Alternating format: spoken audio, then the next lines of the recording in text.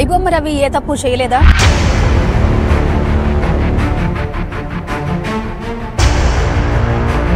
ఐబొమ్మ రవి నేరస్తుడు కాడా? అతను ఏ తప్పు చేయలేదని ప్రేక్షకులు భావిస్తున్నారా?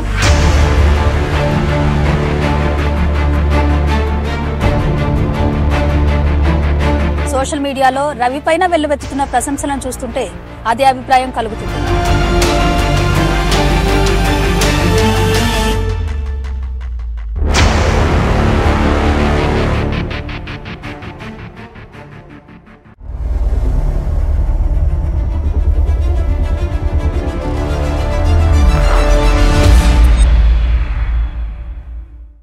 చాలా మంది అతన్ని రాబిన్ హుడ్ అని ప్రశంసిస్తున్నారు. అంటే పెద్దల్ని కొట్టి పేదలకు అందించే హీరో అని మెచ్చుకుంటున్నారు. చట్టాన్ని అతిక్రమించిన వ్యక్తి ఎవరైనా నేరస్తుడే అవుతాడు. అలాంటి వ్యక్తులకు సమాజం సాధారణంగా మద్దతు పలకదు. కఠినంగా శిక్షించాలని, అవసరమైతే యావజ్జీవ కారాగార శిక్షనో లేకపోతే ఉరిశిక్షనో వేయాలని కోరుతుంది. మరి ఐబొమ్మ రవి విషయంలో జనం ఎందుకు అలా అనుకోవడం లేదు? సినిమా పరిశ్రమకు కోట్లాది రూపాయలు నష్టం కలిగించిన పైరసీ కింగ్ అరెస్ట్ అయ్యాడని సినీ పరిశ్రమ పెద్దలు సంబరాలు చేసుకుంటున్నా, పర్సనల్ డేటాను చోరీ చేస్తూ దేశ భద్రతకే సవాలుగా నిలిచిన నేరస్తుడిని అరెస్టు చేయగలిగామని పోలీసు ఉన్నతాధికారులు ప్రకటించినా, గేమింగ్ యాప్ల ద్వారా అడ్డగోలుగా కోట్లాది రూపాయలు కొల్లగొట్టిన మోసగాడు పట్టుబడ్డాడని తెలిసినా అదేమంత పెద్ద విషయం కానట్టు సినీ ప్రేక్షకులు ఎందుకు భావిస్తున్నట్టు?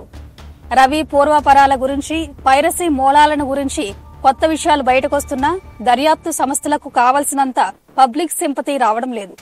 అసలు దోషి ఐబొమ్మ రవి కాదు, కోట్లాది రూపాయలు గడిస్తూ సినిమాను సామాన్యుడి నుంచి దూరం చేసిన పరిశ్రమల పెద్దలు అన్న వ్యాఖ్యానాలు సినిమా మాఫియా గురించి చర్చ ఎక్కువైంది. ఇదే ఐబొమ్మ రవి ఎపిసోడ్ లో ట్రాజెడీ. అంతకంటే విషాదకరమైన విషయం ఏంటంటే, ఐబొమ్మ రవిని మీరెంత కఠినంగా శిక్షించినా సినిమా పైరసీ అనేది ఆగేది కాదు. ఒక రవి కాకపోతే ఇంకో రాము వస్తాడంటూ వ్యంగ్యంగా వ్యాఖ్యానించే వాళ్లు ఎక్కువవుతున్నారు. ఈ ఎపిసోడ్ పూర్వాపరాల్లోకి వెళదాం.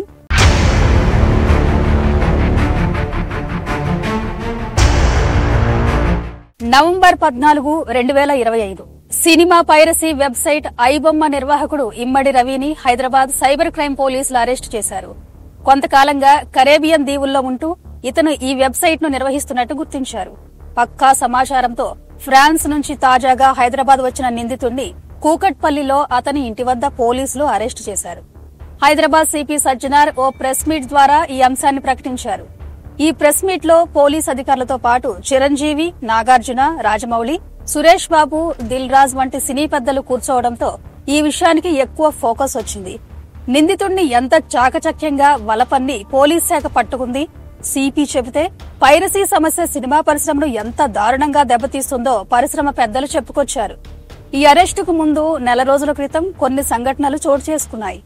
పైరసీలకు సంబంధించి 5 సభ్యుల ముఠాను హైదరాబాద్ పోలీసులు అరెస్ట్ చేశారు. ఈ సందర్భంగా కమిషనర్ మాట్లాడుతూ, పైరసీ వెబ్సైట్లు ఎలాంటి టెక్నాలజీలు ఉపయోగించినా సరే పట్టుకుంటామని, ముఖ్యంగా ఐబొమ్మ లాంటి వెబ్సైట్లను అస్సలు వదిలిపెట్టేది లేదని హెచ్చరించారు. తాము వార్నింగ్ ఇచ్చిన తర్వాత దమ్ముంటే తమను పట్టుకోవాలని ఐబొమ్మ తమకు సవాల్ విసిరిందని, పైగా ఎవరిని ఎక్కడ ఫోకస్ చేయాలో తమకు తెలుసని, చాలా మంది ప్రైవేటు డేటా తమ దగ్గర ఉందని, బెదిరింపులకు కూడా పాల్పడిందని సజ్జనార్ చెప్పుకొచ్చారు. మెయిల్ ట్రాకింగ్ ద్వారా అతన్ని అరెస్టు చేశామని ప్రకటించారు. పోలీస్ కస్టడీలో విచారించిన తర్వాత అతన్ని గురించి మరిన్ని విషయాలు బయటకొచ్చాయి. గత 7 ఏళ్లుగా బప్పం, ఐబొమ్మ వంటి వెబ్సైట్ల ద్వారా రవి సినిమాలను పైరవీ చేస్తున్నాడు. అమెరికా, స్విట్జర్లాండ్, నెదర్లాండ్స్ లలో సర్వర్లు పెట్టాడు. 110 డొమైన్లను కొనుక్కున్నాడు. ఒకటి బ్లాక్ చేస్తే మరొకటి అన్నట్లుగా నడుపుతున్నాడు. అతని హార్డ్ డిస్క్ లో టాలీవుడ్, బాలీవుడ్, హాలీవుడ్ సినిమాలు 21,000 దాకా ఉన్నాయి. అనధికార వీడియో స్ట్రీమింగ్ ప్లాట్ఫామ్ల ద్వారా మాత్రమే కాదు, గేమింగ్, బెట్టింగ్ యాప్ల ద్వారా కోట్లాది రూపాయలు సంపాదిస్తున్నాడని తెలుసుకున్నారు. 1x బెట్టింగ్ యాప్ కి ఐబొమ్మ, బప్పం టీవీల ద్వారా ప్రమోషన్ చేస్తున్నాడని, యాడ్ బబుల్ ద్వారా భారీ మొత్తంలో డబ్బు గడించాడని గుర్తించారు. విదేశాల్లో ఉంటున్న తనను పోలీసులు పట్టుకోలేరని రవి భావించి ఉండొచ్చు. తన ముఖం బాహ్య ప్రపంచానికి తెలియదు కాబట్టి హైదరాబాద్ వచ్చినా అంతగా ఇబ్బంది ఉండదని అనుకుని ఉండొచ్చు. కానీ సీన్ రివర్స్ అయి హైదరాబాద్ పోలీసుల చేతికి చిక్కాడు. ఇతను 2022లో భారత పౌరసత్వాన్ని వదులుకుని అదే ఏడాది కరేబియన్ పౌరసత్వాన్ని పొందాడు.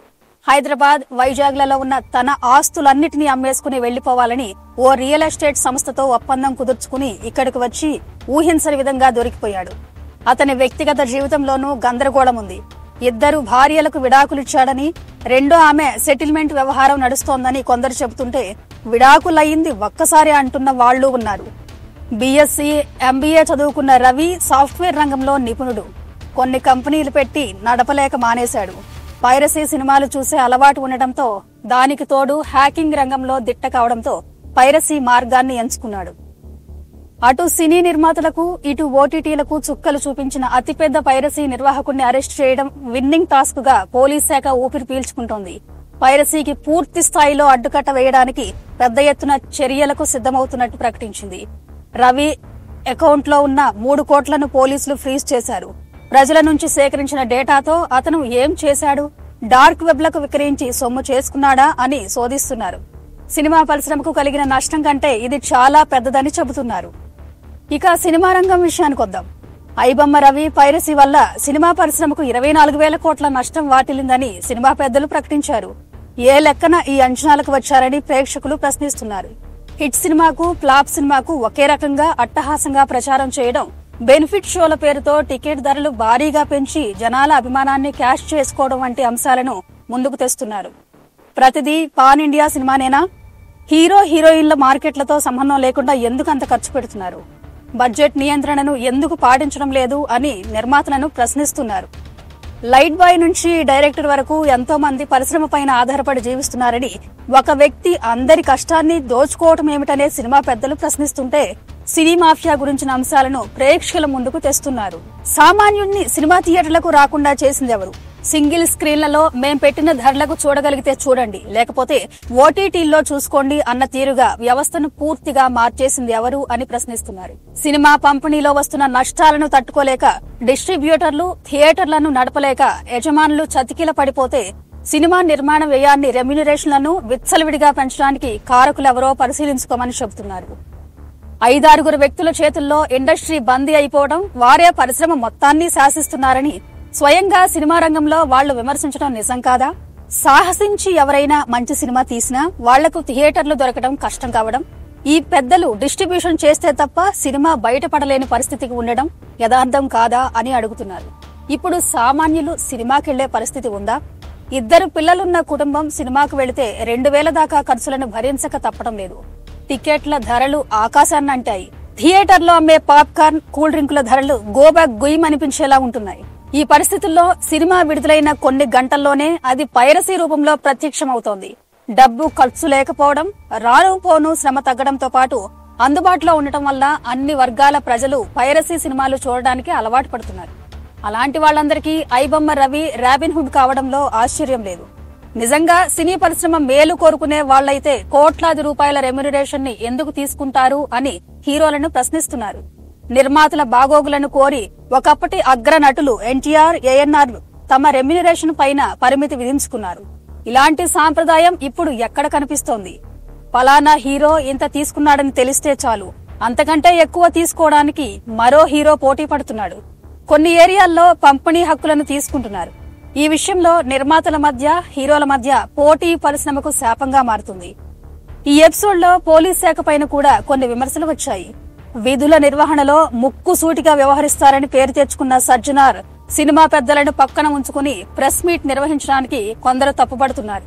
వారిపైన, కొందరిపైన కేసులు ఉండటం అందుకు కారణం. నిర్మాత సురేష్ బాబు పైన డెక్కన్ కిచెన్ హోటల్ కూల్చివేతకు సంబంధించిన కేసు నడుస్తోంది. ఇదే కేసులో వెంకటేష్, రాణా, అభిరాములు కూడా నిందితులుగా ఉన్నారు. తమ్మిడి చెరువును ఆక్రమించి ఎన్ కన్వెన్షన్ సెంటర్ నిర్మించారని నాగార్జున పైన హైడ్రా ఆరోపణలు చేసింది. ఇది తనకు తెలియకుండా జరిగిందని, దానిని తిరిగిచ్చేస్తానని నాగార్జున ప్రకటించారు. ఇలాంటి పరిస్థితుల్లో ఇలా వ్యవహరించడం సరికాదని నెటిజన్లు భావిస్తున్నారు.